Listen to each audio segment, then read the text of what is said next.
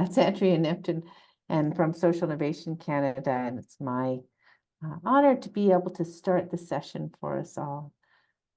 It's really great to see everyone, and I'm going to start us off with a land acknowledgement, and I'm just going to welcome each of you to put who you are and where you're calling in from in the chat. We're having this conversation is going to be, well, I'll introduce our conversation after we do the land acknowledgement. So I'm joining you from Toronto, which is the traditional lands of the Haudenosaunee, the Wendat, the Seneca, the Mississaugas of the Credit First Nation. And it's a historical land of many traditional, many different peoples, and it's been really stewarded by the First Nations, Métis, and Inuit folks for millennium. And I know we have people, I think, from all over Turtle Island. And so again, I welcome you to put in your land acknowledgement and where you're calling in from today in the chat. It's also my honor to be able to introduce my collaborator and partner in this work, Christina Loewen, the Executive Director of the Association of Opera in Canada. Christina? Thanks, Andrea. Well, most of you know me already, and I'm just going to open today's session with a few housekeeping items, and then we'll just briefly go over the agenda for the time that we have together today. So the first thing I would like everybody to know is that we do have interpretation available. If you would like to access French language closed captioning, you would go to the show captions. At the bottom of your screen, there is an up arrow button, and you would select translate to and choose your desired language from the drop-down menu. So those instructions will also be in the chat.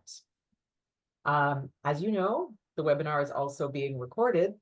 If you experience any technical difficulties during the session, please reach out to Emma using the chat feature, and she'll be able to assist you.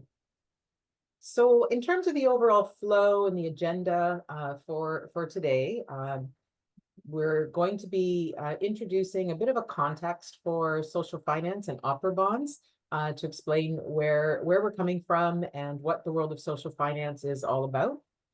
Then we're going to have two back-to-back case studies presented by Jane Bisbee and Rudy Ruttimann.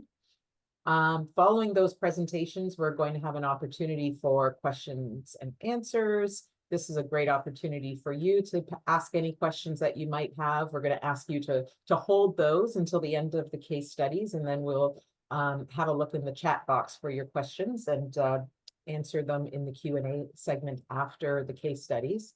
And then following that, we're going to be breaking out into smaller breakout rooms for some facilitated conversations. And this will be an opportunity for you to engage a little bit more deeply in the content and ask a little bit more detailed questions as social finance might impact you in the work that you do.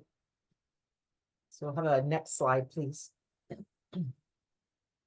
So the first thing we wanted to do is just a little bit of a warm-up exercise. We know that everybody's coming into this conversation from different knowledge about social finance, different points, different experiences. And so we just thought we would do a little moment to share what brings you to this social finance session and what sparks your curiosity when you think about social finance in the arts and how you might use it. So we're asking you to think about that. What's sparking your curiosity? And then just put those answers in the chat. And remember, there's no wrong answers. It's really just to find a moment to place ourselves in today's conversation. So let's take a moment and just go ahead and start sharing some of those. I've got my chat way over here, so I'm going to open that up.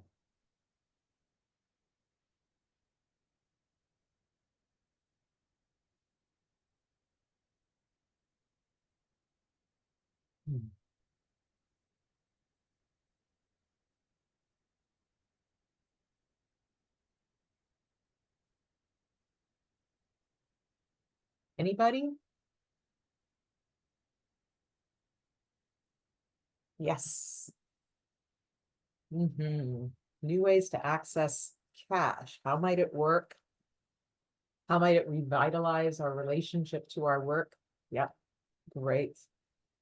Social change. How can social finance stimulate social change?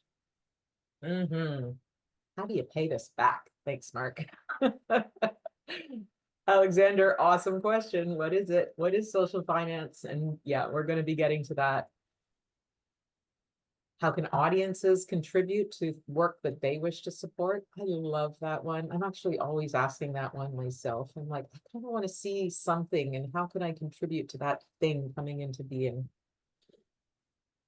The last 15 years of arts funding, relying on existing models, new avenues are needed. Collaboration, not just serving one's own company needs. Yeah.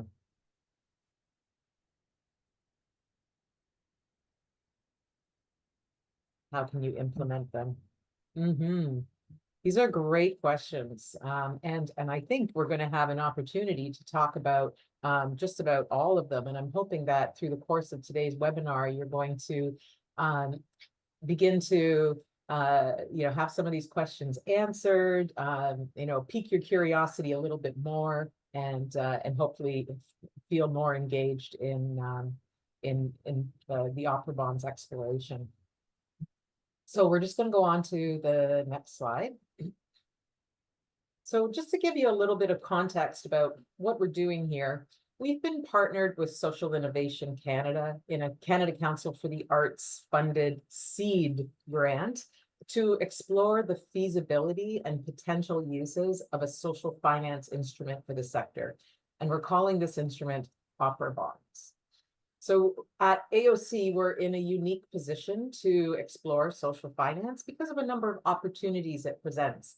And those opportunities are both opportunities for us as an association and also opportunities for you as arts and opera organizations, and also for the entire sector.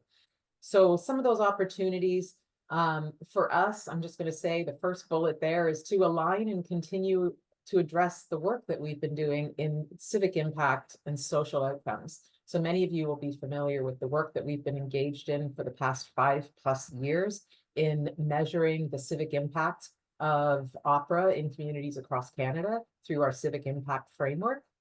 You will also probably be aware of our evaluation toolkit powered by artsimpact.com, where you can actually build your own indicators and evaluation framework for the programs that you're delivering. We have created an evidence base, which was really amazing, through the participation of 7 opera companies who deployed surveys during the pandemic. We call that evidence base 95% joy, an evidence base for opera's civic impact. And as well through the co-production loan program, which is some experience that we actually have in the business of impact investing, minus the investor relationships. We also see it as a really great opportunity for you as our opera members and organizations to connect more deeply with community priorities and partners. And in this way, what we're really seeking to do is make sure that we're centering and really focusing on the social part of social finance and making sure that the social outcomes are front and center. And I think as well, another benefit for members is that these programs can, have an ability to stimulate revenue generation, because of course, social finance is an opportunity to provide funding for capital anyway, for programs that have both a financial return and a social return. So in that sense, as you engage in a social finance project, we're incentivizing revenue generation so that the loan can be paid back. And I think this might also be very interesting to the sector, in that it provides a possible solution to some of the business modeling challenges that we've been facing. Here at AOC, we see it also as an opportunity to mobilize our net assets in support of the sector, but in a renewable way. Some of you might know that for our first 10 years, we invested $2.5 million into the Canadian Opera Creation Fund. That fund was completely fully granted out. They were grants, not loans. But we're now really interested in continuing that kind of activity, but in a renewable way. And that we think that social finance could be that opportunity.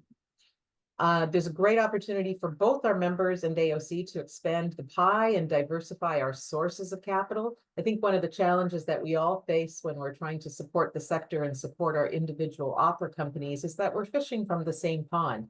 We're all looking at the same donors, and we really want to be able to access new opportunities. And as far as we know, none of our members in the sector are currently engaged in developing investment opportunities. So this is a whole new pond for us. And then the last opportunity is for the entire opera sector. So this is what we're actually doing here today is we're creating a program that is designed to meet the needs of the opera sector first. So we began this process in Winnipeg during the Opera Summit in last November. We held an in-person consultation, and now we're here again today for a virtual consultation. And we want to know, how might social finance solve problems you have? How might you use it? And how might we design such a product so that it meets your needs and the needs of the opera sector? Next slide. So let's get to Alexander's question. He's like, what is it? What is social finance? So we have this very quick explainer slide. First of all, the easiest way of talking about this is, the working name that we have for our social finance project is opera bonds. And opera bonds would create a pool of capital that would be raised through an investment opportunity. The capital raised would be loaned to organizations and individuals in the opera sector to fund programs that generate a social and financial return. The capital, the loan amount, would need to be repaid to the association and then to the initial investors. This program may or may not take the form of an actual bond. So if there's any investor savvy folks out there, we will be exploring the right kind of financial instrument that's going to suit the needs of the sector the best. So now I want to hand things back to Andrea, and Andrea's going to talk to us a little bit more about the world of social finance more broadly. Thanks, Christina. So the world of social finance. Social finance, essentially, I think Christina's really explained it well, is repayable investment that enables positive social, cultural, and environmental impact.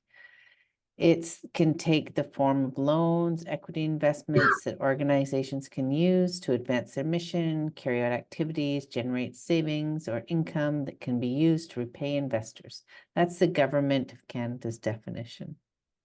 I first started thinking about this sort of the social finance world, quite a long time ago. I used to have a media company, and when I was running that company, as all of you, I had financing needs. I needed lines of credit. I needed investment. I needed to have different tools to be able to efficiently run and grow the organization. Social finance really is investment that allows social purpose, arts, environmental, other organizations to be able to use those tools. And often they use them, sometimes they have different kinds of risk profiles. So sometimes it's for a lower return, the interest is less. The loans are easier to get sometimes. Sometimes they will take on more risk. Sometimes they will charge less. And essentially but when the investor is investing, they are expecting both a financial and a social return. It's along a continuum. Sort of starts with, I think it was ethical investment. It went to social and social, environmental, and governance sort of measurements, and then all the way along social finance to impact investing and concessionary capital. in a way, the government's been doing it for years through all kinds of programs that will give you an investment that is potentially repayable. So in the film industry, it was Telefilm or the Film Board or these types of organizations. In the last 10 years, the world of social finance and impact investing in Canada has grown substantially. Social finance funds, so actual funds that are created to invest in social purpose organizations, is now up to about $1 billion. And they support communities and drive outcomes, advancing the inclusion of marginalized people, investing in skills development and training, and affordable housing, renewable energy, food security, any kind of enterprise that's, even if it's a nonprofit or a charity or an arts organization, which can be any of those, if it's driving positive social outcomes and it requires investment dollars, that is a place where social finance can make a big difference. I'm going to go to the next slide. Oh, had we gone to the next slide? I'm sorry. Where are we? Yes, so most recently, this whole world of social finance has grown with the creation of the Federal Social Finance Fund. So this is a $755 million initiative that was lobbied for starting in 2018. And it has finally come to be that the money has been distributed, at least the first chunk of it. And this is to create a greater infrastructure in Canada for social finance. And it's creating a layer of wholesalers and funds. It's an interesting opportunity. It's going to be a huge infusion of dollars into the social finance sector in Canada. It will invest in social finance. And so its goal actually is to invest in funds that will then invest in social purpose organizations, but it's really to be able to attract more private capital into those funds. The government selected a few managers, and I don't know if this matters too much to us, but it's probably more information than you need to know. But essentially, what it is doing is it's creating an environment where different social finance fund that is conducive for social finance funds to be able to be created. I'm going to go to the next slide. So we have the government is investing in wholesalers who are then investing in intermediaries that then disperse funds to actual enterprises. And this is the sort of structure through which this money is coming in. This is because individual investors do not have the capacity always to manage their own investments. We have intermediaries that manage our money for us. You have an intermediary that manages your RRSP, or your GIC or your tax savings account. And similarly, large investors have intermediaries and philanthropic organizations that manage their money that invest in funds. There's from Mark, who are the wholesalers that have been selected? There's 3 wholesalers. One is Bohème. One is Realize through Rally Assets, and the other one is in Quebec, and I believe it's aligned with the Chantier. Yeah. We can go to the next slide. So some of the examples of social finance in the arts. When I was in Spirit Foundation, one of our areas of work was creating impact through media and arts. And we had 100% impact investing strategy. And we looked for different funds to be able to invest in through our impact investing strategy. And there weren't very many. In the UK, they had modeled and have continued to model, and this is through Nesta, which is sort of Social Innovation Canada's equivalent. They created the Arts Impact Fund and then the subsequent Cultural Impact Fund. And these are quite large funds. They started small and they went larger. The Nesta one, I believe it's $29 million that has been dispersed through 2 different arts organizations, including the Birmingham Ballet, and yeah, it started with 8.8 million pounds, and then it's moved on to a 23 million pound fund, which is about $40 million. It offers secured and unsecured financing between 150 and 1 million pounds to different arts and cultural organizations for different needs, whatever their needs may be. And some of them are some of the ones that Christina outlined in the previous slide. The Community Forward Fund was one fund that we were able to invest in when I was at Inspirit. And this is a fund that was modeled after the Nonprofit Financing Fund in the United States. And it gives accessible loan and flexible loans to nonprofits, including arts organizations. One of them was the Theater Center. And they were able to give them $1 million bridge fund loan when they needed it to allow them to renovate their facility. And so this is one of the ways. So many arts organizations may not be able to get money from one of the big chartered banks. It may be very expensive from one of the credit unions. And so these funds are able to offer flexible, affordable, and efficient capital for those financing needs that these organizations require. Christina mentioned the Association for Opera in Canada launched their co-production loan fund, and that was dispersed and I believe all paid back. And it was really interesting prototype through which we're building on in this work to be able to fill the needs of that specific sector. And today we're really pleased to be able to hear from Sketch and the Social Enterprise, which both have other examples, and they'll go more in depth into the actual case studies of how they received. And so we have two sides of this, which is really nice actually, because Sketch received funds and Social Enterprise Fund invested funds. And so we'll be able to see both sides of the coin. With that, I'm going to hand it back to Christina to introduce our guests. Thanks, Andrea.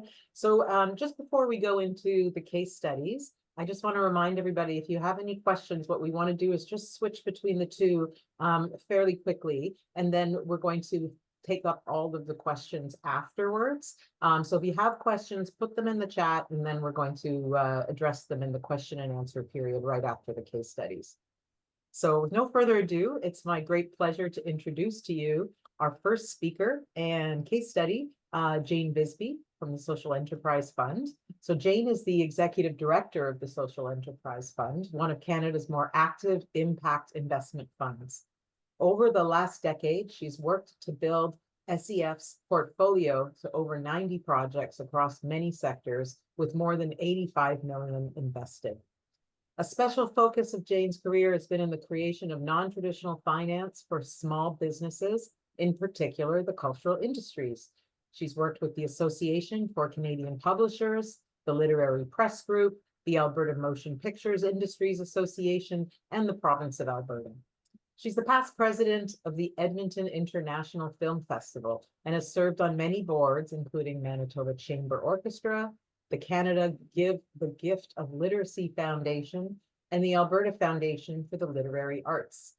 Jane currently serves on the board of the National Table for Impact Investment Practitioners and as co-chair of Alberta Seed, a social finance ecosystem capacity builder.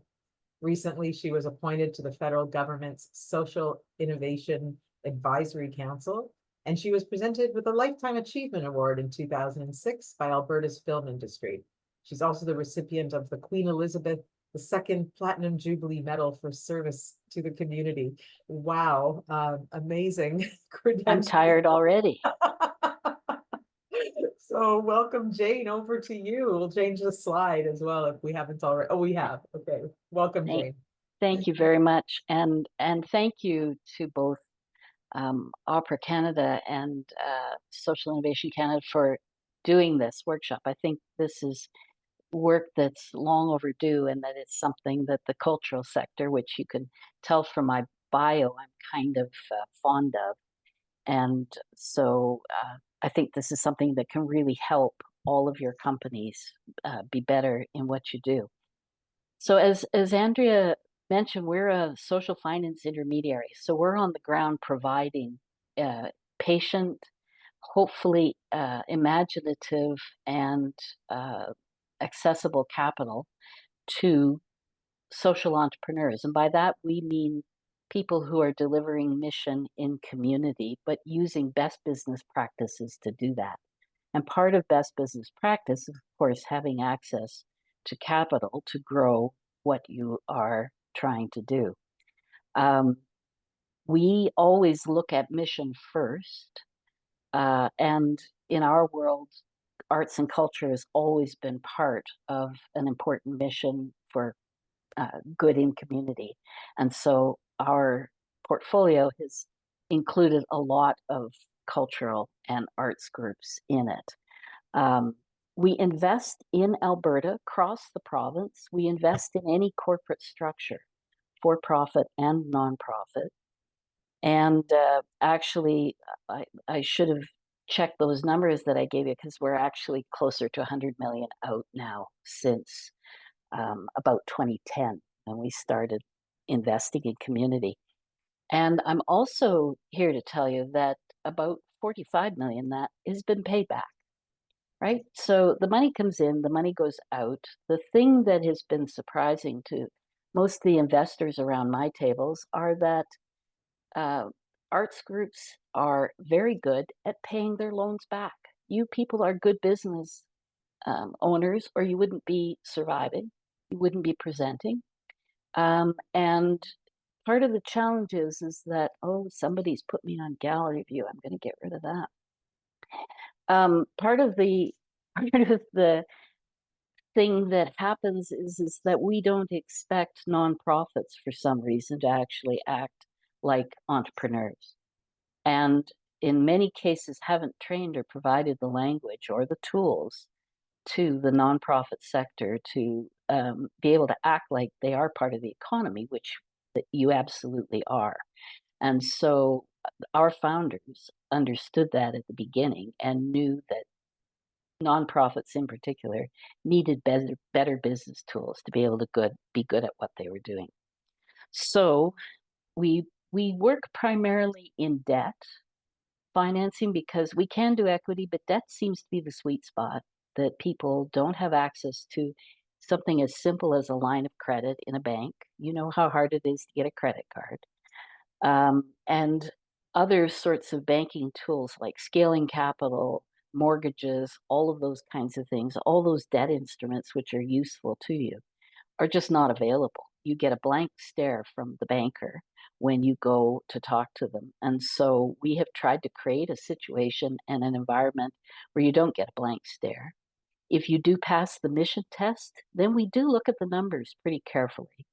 But for the most part, we do that from a position of understanding what you're doing and being realistic about the tools that we apply to the risk assessment process.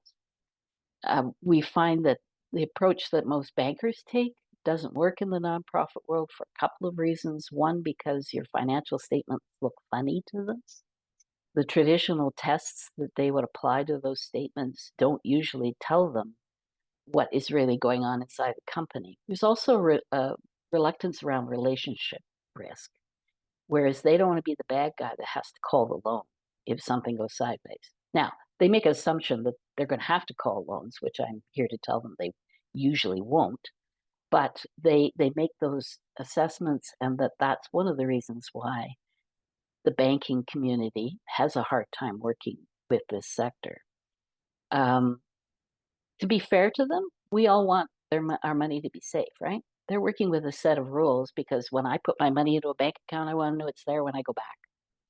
And so they have to work with those rules. I'm lucky in that my capital investors have a more open and imaginative and patient perspective on who we're trying to help, because we are a social finance intermediary. So hopefully that gives you some of the where for it. Now, to talk about some of the specifics, we've done over 25 investments into arts groups in particular. I'm going to go through some of them really, really quickly, just to give you an idea of how they use the tool. Those who know me know I could probably talk for hours about any single one of these. And so if you're interested in specifics about deal structure or how they use the money, happy to go into particulars. But just to give you an idea, Ballet Edmonton, when they came to us 10 years ago, they were an amateur group that did some dance experience, teaching in town, and some performing. They didn't have a paid professional company.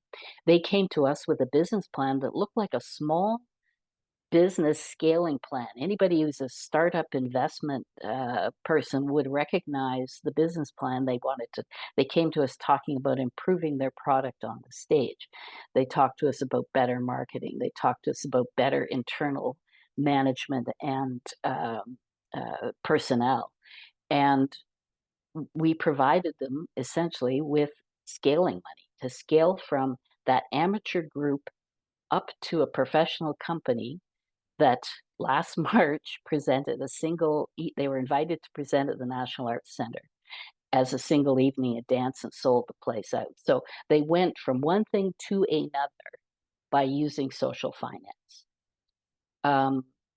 Calgary Opera borrowed money from us many years ago to actually do the development phase of exploring a new opera center.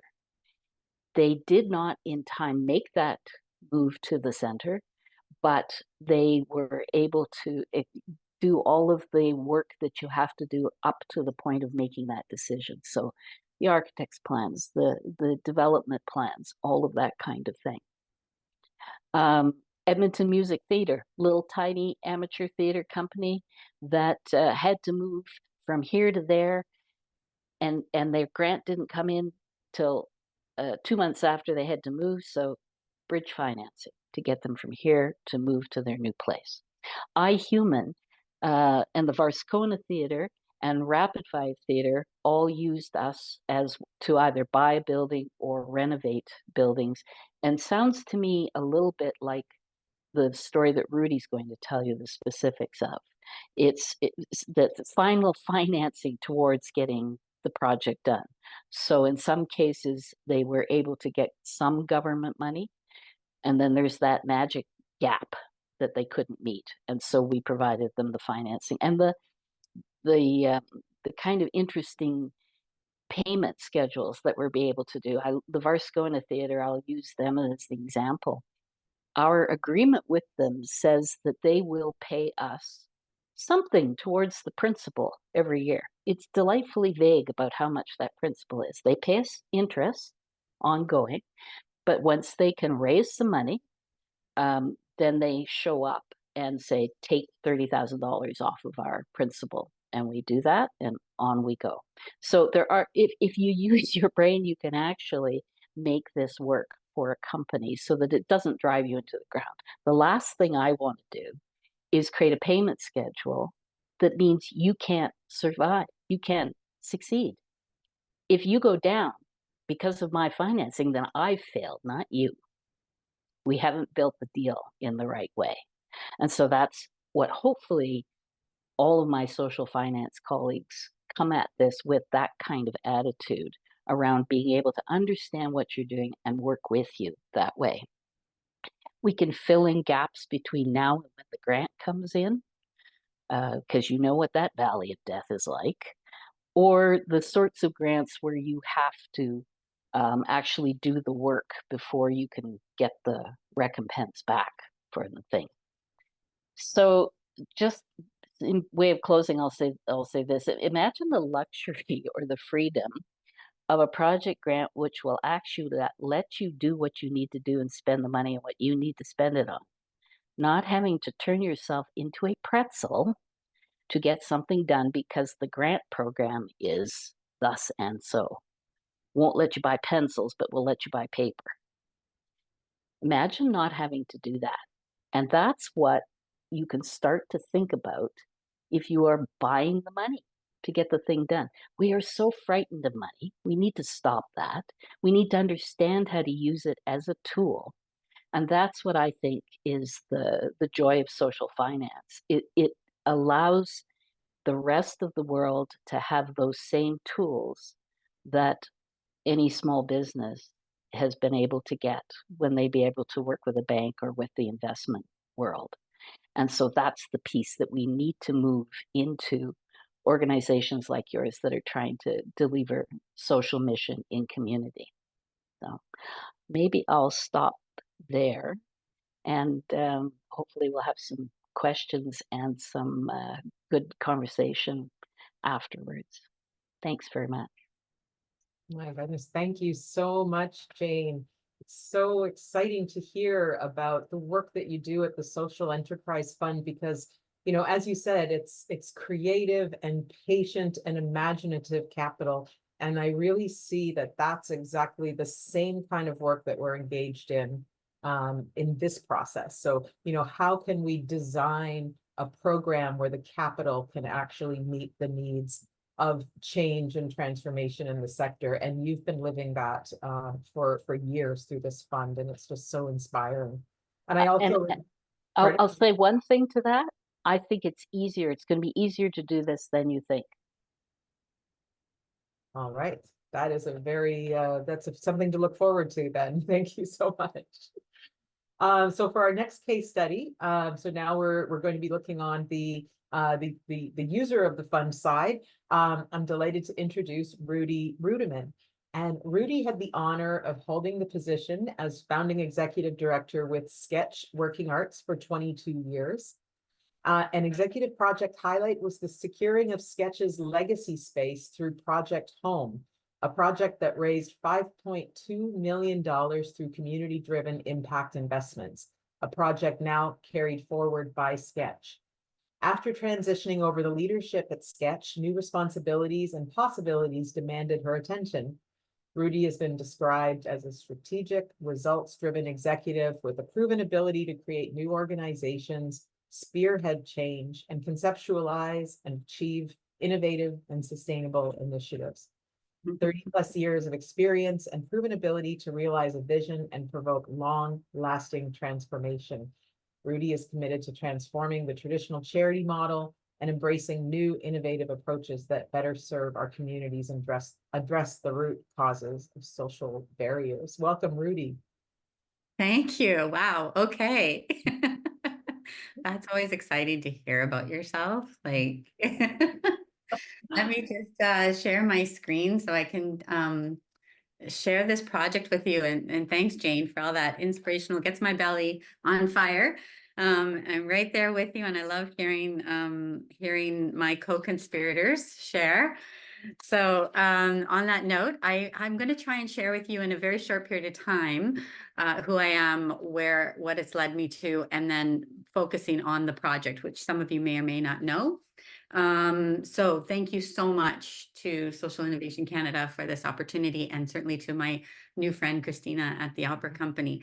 When I started the initiative called FLIP, it was just in 2021, in June 2021, when I left my role as executive director at Sketch Working Arts. I watched Sketch grow from a very baby organization all the way through to its infrastructure that it holds now at Artscape Young Place. And when I started this and we started to explore this concept and idea, I had no idea where this would lead me to, what worlds it would lead me into, but I am so deeply grateful. And I think that, if you want to know how to survive and revitalize, you turn to people who have experienced and walked the walk with scarcity in their lives. And I, both personally and professionally, have had the honor of being part of those communities. So I hope to share a little bit of that with you.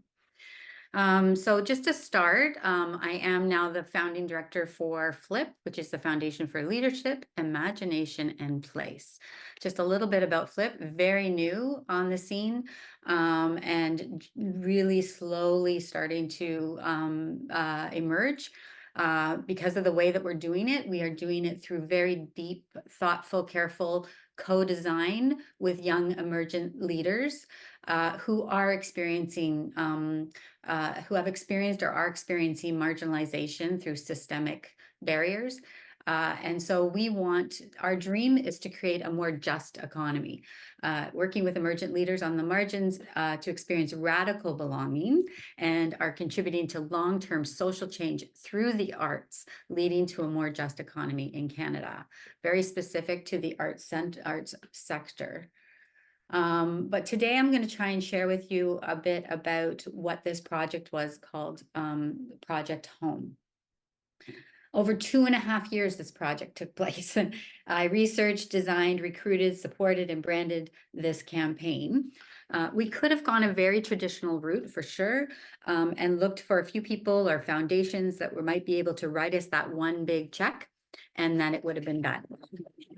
But in hindsight, I'm really glad that we didn't take that route, because on so many levels, because of who we were in the community, really very, in the world, a very small, very specific space-based initiative and organization in Toronto, downtown Toronto. Beyond all common sense, we did it. So, to Jane's point, it's possible, like the probable impossible. In March of 2021, during a pandemic, we did buy it. All right, that's important. We purchased 1,301 admin space in Artscape Young Place and just over 7,000 square feet of studio spaces. Sketch has been in this work for over 25 years. And it's on the ground accessible space and resources to young people 16 to 29 who are navigating poverty and marginalization. Over the last 25 years, however, we've moved several times before landing at Artscape Young Place. In 1996, 6 participants, 900 square feet of storefront little space at Queen and Dovercourt. In 2012, we had to move because they sold that building and moved to King in Portland, where we had a renovated old leather factory, and we were able to house, have 625 participants. So the numbers were increasing as the space grew, and we knew that that was the direction we needed to go and keep growing and developing with that. However, the rent after the first 5 years doubled. So you can imagine the burden of that on an initiative that had to raise its own money. We're working in an arts and cultural and social sector. And we had this new concept and methodology of using the arts to work with this particular population. And there wasn't the core funding or regular funding or operational funding at the time, even through some of the arts councils at the time. So we were really new and developing and bringing new concepts. And therefore, any money we raised was raised on an annual basis. We never knew if we were going to exist year to year. So when the rent doubled, we knew we had to move again. And that's when we started to look at spaces that allowed us to hopefully stay longer, that would be more committed to longer term. And Artscape Young Place was underway, as well as Daniel Spectrum at the time. And Artscape had talked to us about moving into Artscape Young Place. But in the meantime, we had to go to we had put Sketch in a pop-up studios across Toronto to run while the renovations at Artscape Young Place worked. So we were there, and you can see that by moving several times, it wasn't just about the access to space. It was about participants being able to find you, being able to know where to go, when to go, how to go. There was no designated one space during that time period. So our numbers did drop. We saw that as if we were to continue to have to move and change, that would be the trajectory. So even though the participants in need, we saw it climbing and we knew it was climbing, our space didn't accommodate it. So we had to keep shifting. So in 2013, we moved to what is now the home of Artscape Young Place in Toronto's Queen West neighborhood. The rent was subsidized initially at AYP until 2018, at which time it was scheduled to increase on an annual basis. We didn't have it in our minds when we first moved in there that we'd actually purchase the space, because again, annually we would raise our money. By then we had operational funding from arts councils, but we were still responsible to raise the funds to meet program every year. So just to kind of give that picture, that's what we had to do. Nothing in addition to that, just the programming that was growing in demand. But we did invest $2 million through grants in order to renovate the space. and to build it out fully. It's a fully equipped and multi-purpose studio. It's beautiful. But then a dark cloud loomed over the organization as its impact rose alongside the financial stress of maintaining that location. The reality of the area we were in saw rental costs rising to absurd. The numbers revealed that by 2025, as you can see on this scale, Sketch would have to move. Once the subsidized rent term was over, Sketch would no longer be able to afford to stay at the Queen West neighborhood area. Everything was on the rise there.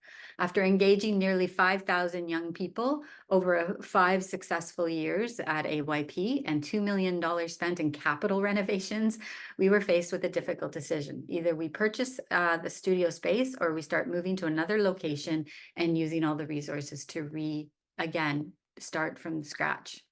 In the fall of 2018, the executives at Artscape Young Place offered to sell Sketch the space, with a traditional mortgage being too expensive to fully finance the purchase entirely. Raising this much capital will be a huge undertaking for this small to mid-size charity. We spoke with some folks and we spoke with In Spirit Foundation and Jory, who is there now, and we got in touch with Tapestry Community Capital and started, we were the first, I think, real arts initiative that they were going to be working with, and for our size and the fact that we were wanting to look at the feasibility of doing a project of this size. With community bonds potentially, but we didn't know anything about it. We were really new and green. And when I say we, mostly me, right?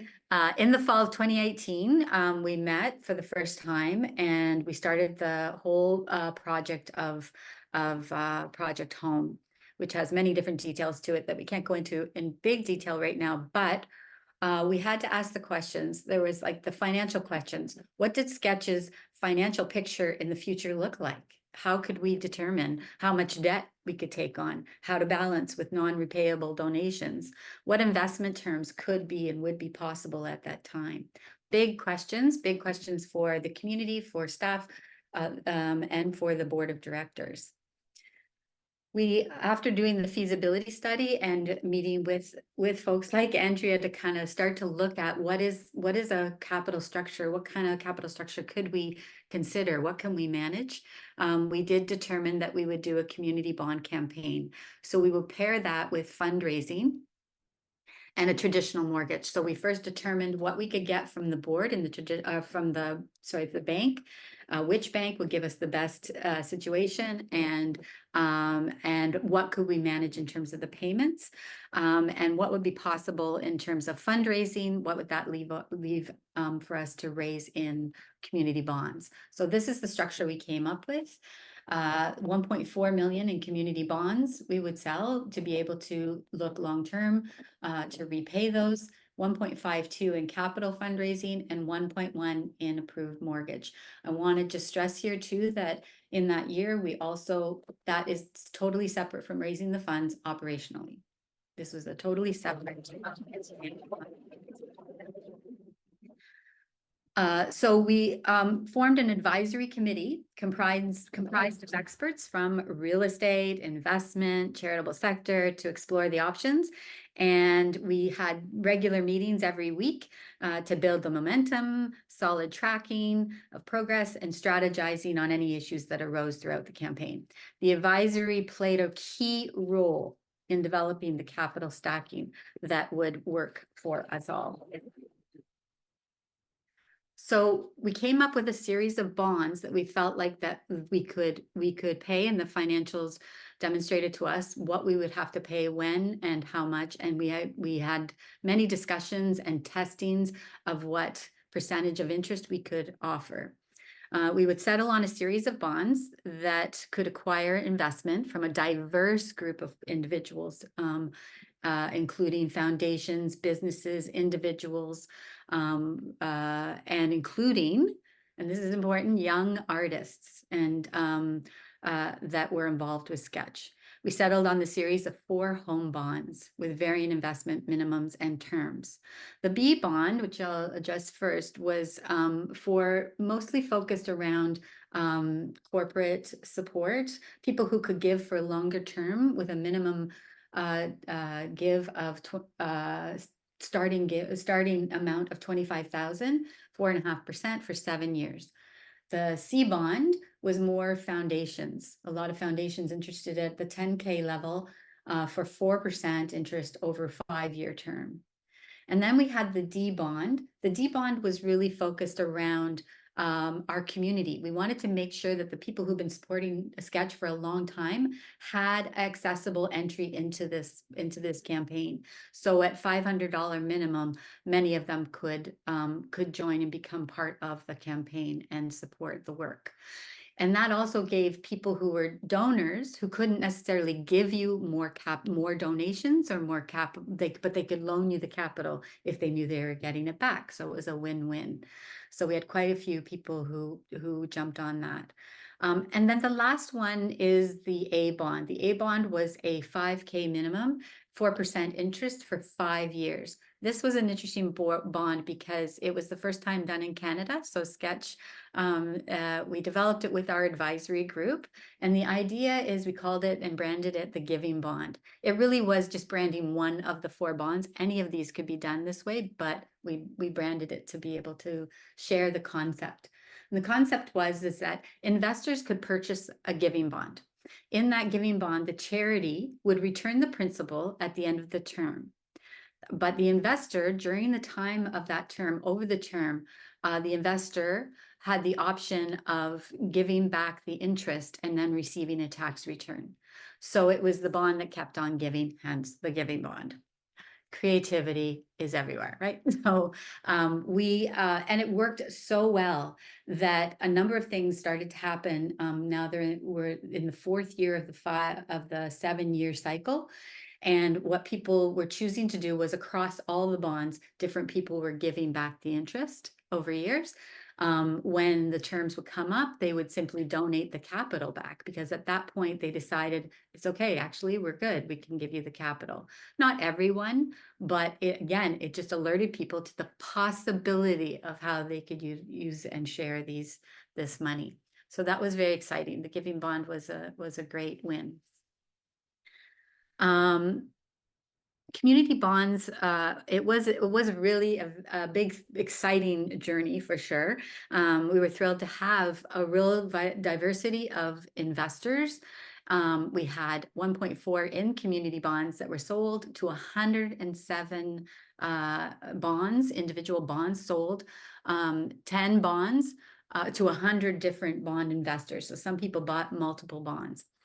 Bonds were purchased by young artists at Sketch. So I was able to get a gift from a donor who then we purchased bonds so that 10 of the artists who were involved in the project and being ambassadors to the project could hold those bonds, which then gave us an opportunity to talk about this whole concept of what is a bond, what is investment, and bringing back to that question of understanding finances or your relationship to money. It was a perfect vehicle for us to have lots of intervention and conversations with young people about their financial lives and financial practices. The new 55% of them were new to Sketch. So that meant that we had gotten all this acquisition from this particular project of 55% new people who would never have heard of Sketch. And not only that, they were from all across Canada, as far as the Yukon, East Coast, West Coast, everywhere from across the country. Without this project, we may never have been engaged with those folks. 92% of the investors were individuals. That's very interesting. And I think that had a big part to do with during COVID. A lot of the foundations got more nervous and were slowing down their commitments, whereas individuals were stepping forward. So it ended up being kind of opposite to what we sort of expected at the beginning. And then D was the most popular for new investors. Again, probably because of the shorter term and because it would be an impact. Most importantly, Project Home's bond campaign opened Sketch up to an entirely new audience of investors. And the decision was never a quick one. We worked a lot with people. We built relationships with people. As I said, it was a 2.5-year project, probably a bit longer because of COVID, and quite a bit of paperwork that we take people through. But it was a great way to build those relationships. And for us, for Sketch and ongoing for Sketch, it's an opportunity to steward those individuals further into their investment into the work of Sketch. So we started to map out a little bit about how we would approach the project as a whole. And one of the important pieces of this was to be able to have the buy-in from all levels of both the board of directors to as well as the community. And I tell this story several times, but I think it's important that it wasn't about ownership for Sketch. It was about stewardship of a space that there were very few spaces that were accessible to individuals that we were engaged with, that had full access, full right, full direction of their lives within that space, and accessibility to all the materials and equipment and space and support that they wanted. It was important that they were buying into Project Home. And so at one point I thought, okay, we need to go and tell them in a year, and this was particularly a year where I remember very delicate, because we couldn't even afford operationally to have to purchase any more tokens to give out so that people could travel to the space, right? We have people coming from all across the GTA down to Sketch. And it was a real issue that we couldn't provide more tokens and more resources that way. And here I was going to talk to them about, yeah, we can't do that, but I'm going to raise, $5.2 million and spend it on the space. What do you think? And I thought, oh my God. So I got the presentation ready, did the presentation for young people, and sure enough, the room went dead silent. And I thought, oh my God, they're so pissed at me. And I mean, I'm holding this position of power and decision making, and I'm telling them, and they all just started getting really upset. And what they were upset though about was the fact that what they heard in that message was that anyone was going to take away that space from them. It wasn't about raising the money. I mean, it was about losing the idea that they would lose access to this space that was become so important to them. So that just dug me in deeper. Like, we're going to make this work. We're going to make it happen. And with their support, full on.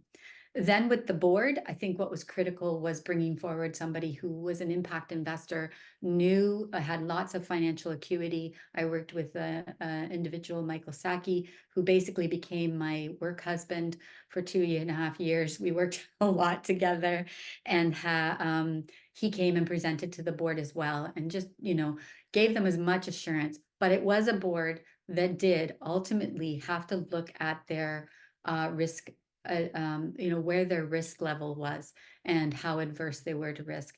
And they had felt like there was enough information to move forward, and approved it with two rules. One was we were not allowed to pull from operational donors, givers. We were not allowed to take that away and use it for this particular project. If donors kept giving and wanted to give extra, that's fine. It could be the same person, but we were not to extract from our operational. And two, at the end of the day, the cost in our rent, right, the lease costs would be this, now with the mortgage, would end up being the same over time.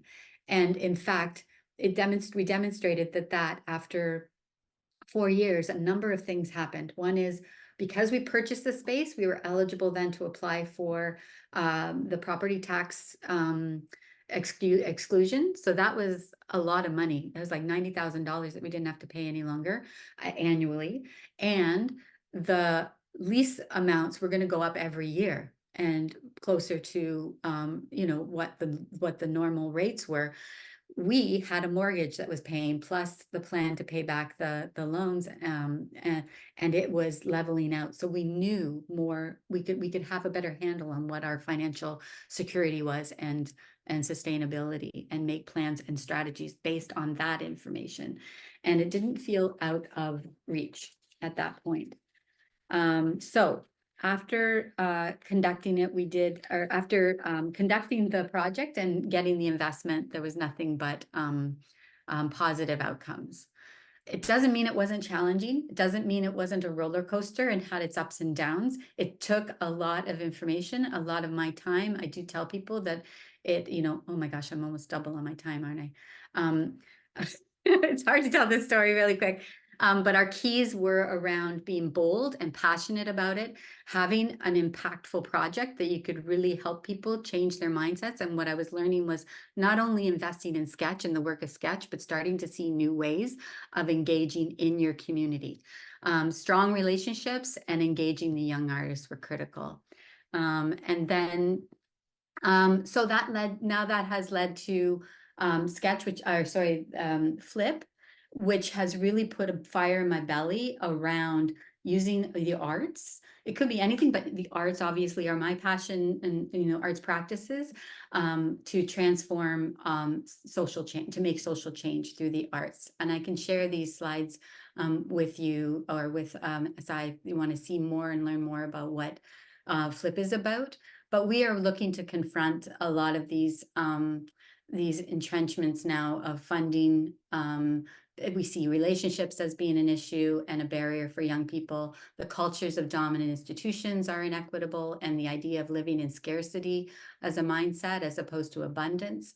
Knowledge and methods of emergent leaders, you're speaking to that already, that they are undervalued and delegitimized, and communities of care. How are we going to avoid the funding burnout that happens for all of us, let alone young artists? And we look to do this through resourcing system, flipping the resourcing system for arts for social change. And we mean the skills, care, and access that people can gain, the people in power and their mindsets, the capital that people can access, and the knowledge that is produced. So, Rudy, I hate to interrupt you. no, but no, that's okay. I'm going to we're stop now. significantly over, and Yeah. we Yeah. really have to get to Sorry. our breakouts if we're going to stay within the 90 minutes of the time that we have together. But thank you so much. I had proposed 3 or 4 questions for both you and Jane, but first of all, your presentation was so thorough. You answered most of them already. I think one of the things that's so remarkable is that Sketch was a very small organization and was able to achieve all of this and be able to make use of social finance, when often it seems like it might be a tool that's better suited to large organizations. I don't actually see any questions in the chat. So as people were listening, I think they were quite rapt. So I might propose actually that we just go straight into breakouts. And then if there are lingering questions at the end of the session, maybe we can stay over a little bit over time and ask some of those questions. We didn't have any time for questions before the breakouts, and I'm sure you must have quite a few of them. But one frequently asked question I just want to touch on is, what's next, and where are we in this exploration that we've introduced to all of you here? And so we have this one slide just to give you a bit of a horizon and to tell you where we're at. So you're very familiar with where we're coming from. So all of our civic impact work, and Powered by Arts Impact, and measuring the social and civic impact of opera. We're in this exploration stage at this moment. And this is through the SEED grant. We've also written a grant for the Cultivate stage, which is the next stage of the Canada Council Strategic Innovation Funds.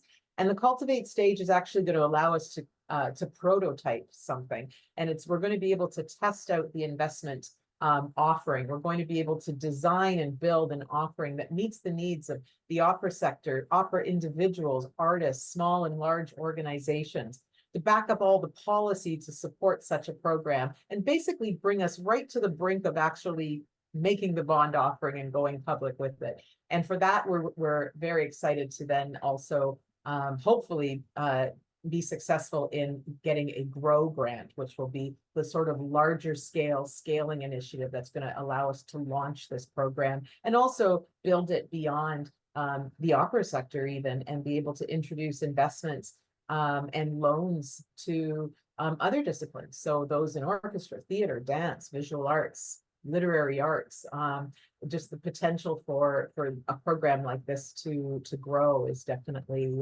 something that we're really hoping to build towards. So that is our presentation for today. We do have some resources available to you on the next slide. These resources are also going to be in the chat, and this entire presentation is going to be available to you. We're going to email it to you. It's recorded as well, so you'll get the slides, you'll get the recording. But before we say goodbye, I wanted to thank our presenters, Jane and Rudy, for their case studies. Thank you so much for being here. And thank you to all of you for taking time out of your busy schedules to learn more about offer bonds. So before we go though, we want to know how you're feeling right now. And after learning a bit more about this opportunity and about the prospect of offer bonds, we have a small little poll. So Muska, would you be able to open up that poll for us? We could just sort of see where we're all feeling at this point at the end of our presentation. We're asking you on a scale of 1 to 5, with 5 being, I'm ready, where do I sign up? And 1 being, this is just not for me, I think I'll pass. How excited are you about this new opportunity for the offer sector? So there's your poll. It's come up. So just take a moment to provide your responses. That's great. We've got a couple of 2s and lots of people hugging the midline, and some really strong 33%, almost ready, almost fully on board. Where do I sign up? This is great. I mean, I think this is where I would expect that we would be, because we really don't know enough right now to, to really be able to say, yeah, I'm ready, let's go. It definitely shows us as well that we have work to do, and we're so excited to be doing that work. And that's all part of what we're going to be doing with the offer sector during the cultivate stage, and hopefully move some of the 50% almost ready people into, the more warmer, where do I sign up? Responses. Can you all see the results? Yeah. Okay. And then the last thing I should say as well is that we will have a closing survey for both these consultations. We did one in person in Winnipeg, and this is the second one that we're doing virtually.